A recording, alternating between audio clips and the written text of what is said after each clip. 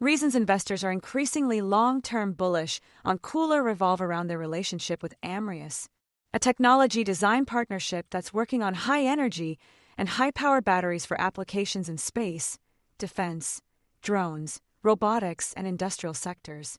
Another space collaboration sees KULR paying SpaceX to take their quality assurance and battery into space in 2027 as part of their ultra-low temperature battery program. KULR's management has repeatedly expressed enthusiasm about their various partnerships and collaborations, particularly highlighting the potential of their KULR One space development and new AI robotics opportunity. In addition, there's still the ongoing pursuit of a deal with UPS for SafeCase to focus on large-size batteries for their potential partnership. KULR is also working on transitioning all California activities, including thermal products and battery cell screening, to their Webster, Texas facility by the end of the year.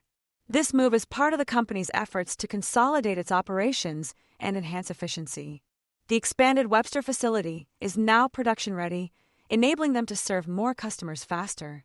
They cited the example of their quick turnaround with Astroforge as evidence of their capabilities.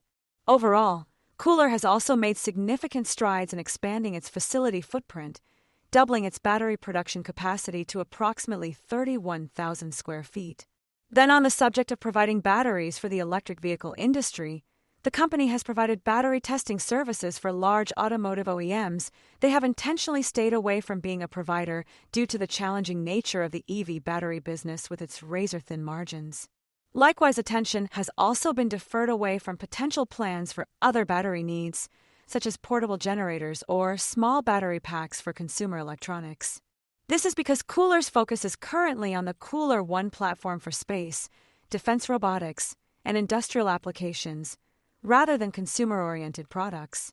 That's partly why KULR has been selected by the Texas Space Commission to receive a $6.7 million grant to advance next-generation space battery systems.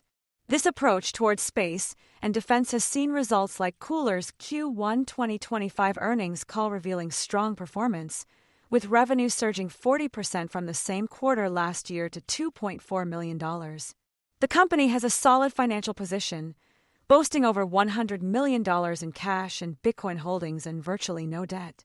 KULR entered into strategic BTC mining opportunities, anticipating higher Bitcoin prices in the future. Despite these positive developments, KULR faced some challenges. The gross margin for the first quarter was down to 8% due to unanticipated labor hours needed to complete technical projects. Operating expenses increased due to higher marketing, insurance, non-cash stock-based compensation, and a one-time non-cash adjustment. Service revenue decreased by 8% compared to the first quarter of 2024. Additionally, the company is facing volatility in Bitcoin holdings, with a $9.7 million non-operating non-cash expense due to mark-to-market adjustments.